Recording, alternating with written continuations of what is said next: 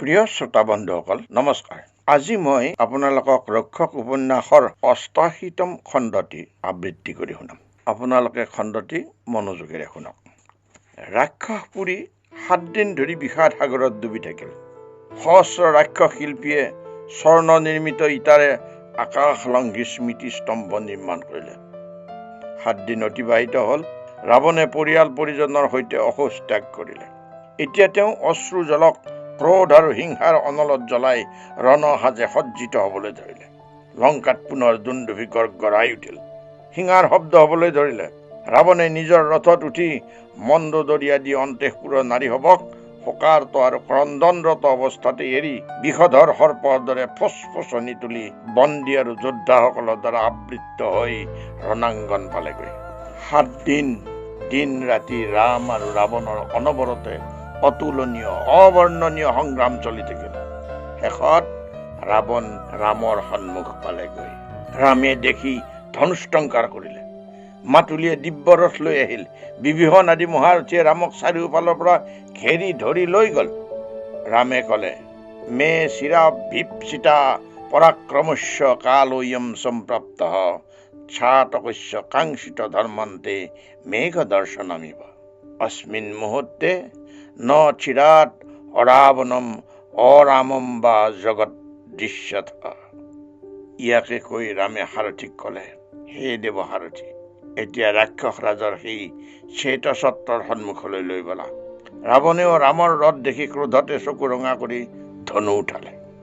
শ্ৰীৰামে এবাৰতে অবিৰত বাণ বৰ্ষণ কৰি ৰাক্ষসেন্দ্ৰক ঢাকি পেলালে।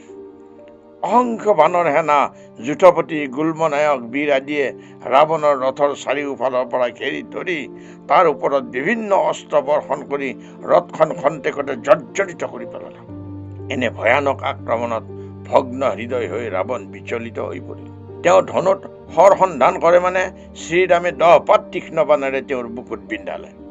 ৰাৱণ ৰথৰ ওপৰতে মূৰ্ছিত হৈ পৰি গল।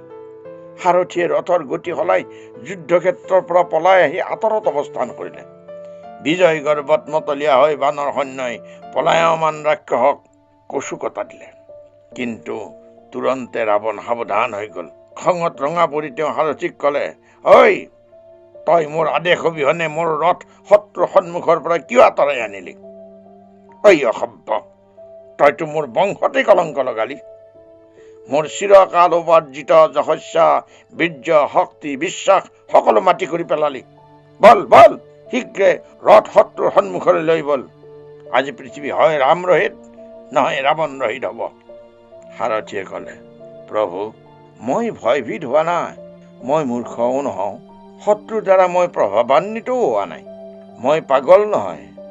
আপোনাৰ মহিমা সম্পৰ্কতো মই অসতৰ্ক নহয়।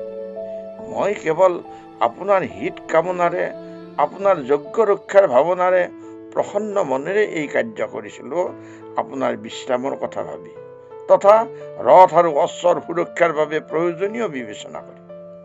মই নিজ খুচিমতে ৰথ আঁতৰোৱা নাই। তেন্তে বল বল তাড়াতাড়ি কৰ, এতিয়া মই আৰু ধৈৰ্য ধৰিব নোৱাৰো।